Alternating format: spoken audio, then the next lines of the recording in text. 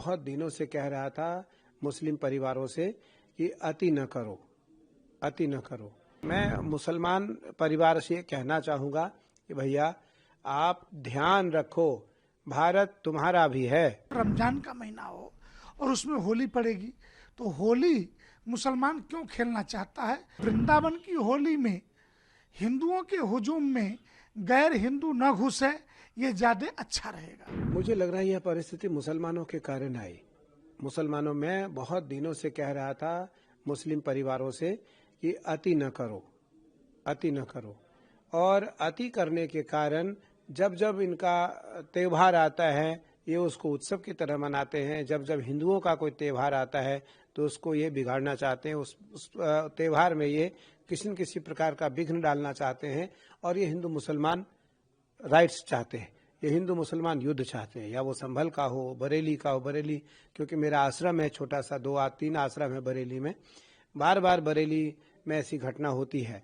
तो आज मथुरा का यह दृश्य सामने इसलिए आ रहा है कि कहीं किसी प्रकार की कोई घटना न हो जाए, क्योंकि रमजान भी चल रहा है और होली भी आने वाला है। तो मुझे लगता है उस कारण हिंदुओं को यह बात रखनी पड़ी है।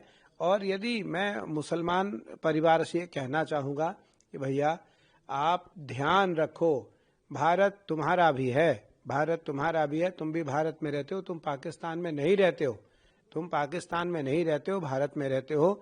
इसलिए जरूर ध्यान रखो, जरूर ध्यान रखो भारत का, जरूर ध्यान रखो तिरंगा का, जरूर ध्यान रखो सनातन परंपरा का, जरूर ध्यान रखो गंगा यमुना सरस्वती कावेरी कृष्णा गोदावरी नर्मदा का ध्यान रखो आप, क्योंकि आप भारत में रहते हो, भारत में हो, आप सुरक्षित हो। भारत से जब आप बाहर जाओगे तो असुरक्षित महसूस करोगे, असुरक्षित महसूस करोगे। और ये बात आपको तब समझ में आएगी जब भारत से आप कहीं दूसरे देश में जाओगे। तो इसलिए मेरा मानना है कि जो मुस्लिम परिवार हैं वो हिंदू परिवार को दुख और कष्ट और परेशान करने की नीति नियम न रखें, और इस किसी भी प्रकार का जो दंडित करने का, परेशान करने का, विवाद करने का, युद्ध करने का, छेड़छाड़ करने का, जो भी आपका प्रकल्प है, जो भी आपके विचार हैं, जो भी आपकी मंशा है, उसको आप दूर करो। और भारत में आप सहिष्णुता से रहो, भारत में आप समान भाव से रहो, सनातनियों को अपना समझो, सनातनियों को अपना समझो, भारत को अपना समझो। तभी मुझे लगता है कि अच्छा है। नहीं तो जिन जिन लोगों के कारण आपका मन बढ़ रहा है वो लोग साथ नहीं देंगे, और कहीं न कहीं नुकसान जब आपको होगा तो वो बाहर से खड़े होकर के आपका आनंद लेंगे, आपका दर्शन करेंगे, आपकी जो तमाम समस्याएं हैं उसको देख करके वो विनोद और मजाक करेंगे। हिंदू त्योहारों पर चाहे दीपावली हो, होली हो अथवा दुर्गा प्रतिमा विसर्जन हो, जो लोग ईंट पत्थर चलाते हैं वो कुंभ में ही कमाना क्यों चाहते हैं? हिंदुओं से नफरत भी और हिंदुओं के धन पर पलना भी चाहते। यह तो अजीब बात है। एक रंग फेंक देने से, अबीर फेंक देने से जिस देश में दंगे भड़क जाते हों, वहाँ मुसलमान हिंदुओं के बीच जबरदस्ती घुस करके होली क्यों खेलना चाहता है? जब उसके अनुसार तथाकथित रूप से उसका पवित्र महीना चल रहा हो, रमजान का महीना हो, और उसमें होली पड़ेगी तो होली मुसलमान क्यों खेलना चाहता है?